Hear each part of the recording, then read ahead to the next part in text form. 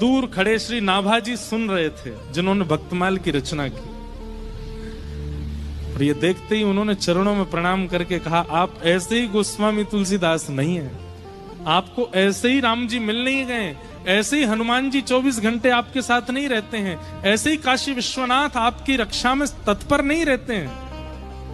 आपका भाव संतों के चरण रज के प्रति, आपका भाव वैष्णवों के प्रति जो है ना गोस्वामी जी, इसी के कारण राम जी आपके हो गए।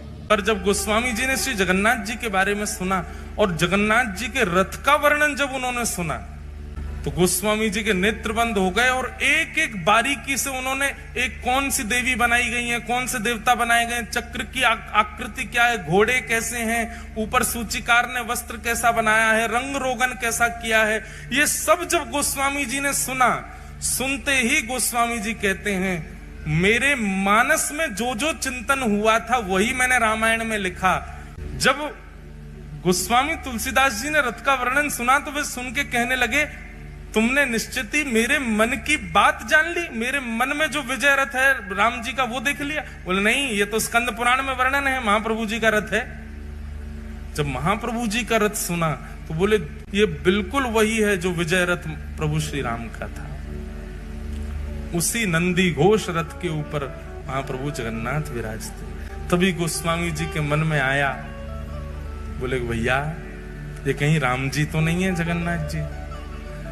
तब आपने जगन्नाथ जी की और जांच पड़ताल करवाई तो पता चला वो तो मक्खन का भोग लगाते हैं, सुबह सुबह दही ओदन पाते हैं, चावल पाते हैं, भात पाते हैं, बलराम जी के संग में बैठे हैं। तो बोले अरे ये तो कृष्ण भी हैं।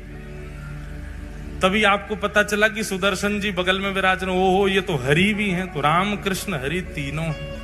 गोस्वामी तुलसीदास जी महाराज उतावले हो गए, बोले कि मैं तो देखूंगा इनको। गोस्वामी जी गए जगन्नाथपुरी।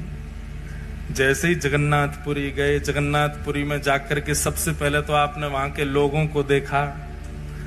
क्या देखा? हरि हरि बोलो, हरि हरि बोलो, हरि हरि बोलो, मटक मटक करके नाच रहे हैं महाराज। गोस्वामी जी महाराज देख करके सीधे भोले भाले सब घूम रहे हैं, सबको देख के बड़े प्रसन्न हो गए। बोले वाह भैया। गोस्वामी जी महाराज जैसे मंदिर में प्रवेश करने लगे, पंडा पुजारी सब ने पकड़ लिए। गोस्वामी जी बोले लाओ दक्षिणा दो। गोस्वामी जी बोले पहले ठाकुर के तो दर्शन करो। बोलो वो बाद में होंगे, पहले दक्षिणा दो। गोस्वामी जी का मन हो गया खिन्न सा, बोले कि कलयुग है यहाँ तो भारी लूट रहे हैं, बताओ। गोस्वामी जी भीतर गए तो महाप्रसाद की सुगंधी आने लगी। महाप्रसाद की स्थिति देखी महाराज। तो गोस्वामी तुलसीदास जी महाप्रसाद देखने गए तो क्या देखा? एक व्यक्ति खड़िया फूटा हुआ घड़ा था, उसमें नेक्से से चावल लेके महाप्रसाद बना बना के पा रहा था। और पाते पाते उसने वो छोड़ दिया, उसमें कोई कुकर खाने लगा और जो हाथ था उसको यूं पोंछ लिया। मां तुलसीदास जी बोले जे क्या किया इसने? और वो झूठे हाथ से ही भीतर प्रवेश कर गया मंदिर में। मां गोस्वामी जी बोले ये तो ऐसे तो लोग हैं यहाँ के। अब देखें ठाकुर कैसा है। भीतर जैसे प्रवेश किया, गोस्वामी जी के तो नेत्रों में आंसू आ गए। इनकी तो भुजा ही नहीं है, इनके तो नेत्र ही नहीं है, इनके तो कान ही नहीं है, नाक नहीं है, पैर नहीं है, कुछ भी नहीं है, अंग ही नहीं है इनका। तो मेरे प्रभु श्री राम बताया इनको, मेरे प्रभु श्री कृष्ण बता करके भेज दिया मुझे इनके पास। ये कैसे ठाकुर है? इतनी घबराहट होने लगी गोस्वामी जी को, तो तुरंत भागे वहां से। जैसे ही मंदिर से निकलने लगे तो एक वयोवृद्ध पुजारी बेंत लेकर के भीतर जा रहा था। गोस्वामी जी ने कहा तुम पुजारी हो क्या यहाँ के? बोले हाँ। बेंत लेके क्यों जा रहे हो गर्भगृह में?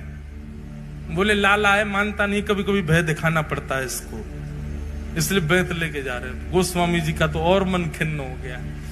दौड़ करके गए, बोले कि अब भी जाऊंगा यहां से, अब रुकना ही नहीं है मुझे यहां पर। इतना मन उदास हुआ महाराज।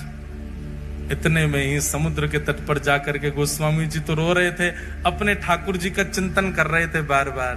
कैसा स्वरूप है। नव कंज लोचन कंज मुख कर कंज पद कंजारुणो श्री रामचंद्र कृपालु भज मन हरण भव भयदार। अरे नाथ, मेरे चित्त में दोबारा प्रकट हो जाइए। नव कंज लोचन, कंज कहते हैं कमल, कमल जैसे नेत्र हैं। नव कंज लोचन कंज मुख, कमल जैसा मुख है। पद कंज, पैर भी कमल जैसे। पद कंजारुण, पूरा श्रीअंग कंज कमल जैसा। इतने में ही नेत्र खोल करके देखा तो सामने वही जगन्नाथ जी प्रकट हो गए, बिना हाथ पांव बारे। गोस्वामी जी कहने लगे, नाथ ये कैसा रूप है? बोले खुद वर्णन करते हो और हमसे पूछ रहे हो? बोले मैंने कहां वर्णन किया? बोले मानस जी में किसने लिखा है? बिन पग चलहि सुनहि बिन काना। फिर क्या आगे? बिन निज कर्म करहु विधि नाना। बिना हाथ के सारे काम करता है, बिना कान के सुनता है, बिना नेत्रों के देखता है, बिना पैरों के चलता है। जाओ जाकर के मानस जी में चौपाई मिटा दो। क्यों लिखा आपने ऐसा? गोस्वामी जी के तो नेत्र सजल हो। ओहो नाथ नाथ नाथ, क्षमा करो भगवान, मैं आपके भाव को पहचान नहीं पाया। आप मेरे लिए ऐसे बन के आए? ठाकुर जी बोले, मैं रूप तो अपने भाव से धारण करता हूं, पर मेरे रूप से ना जाने कितनों के भाव पूर्ण होते हैं। गोस्वामी जी, आपने मानस जी में ये जो भावना लिखी है ना, ये मेरे जगन्नाथ रूप की भावना है।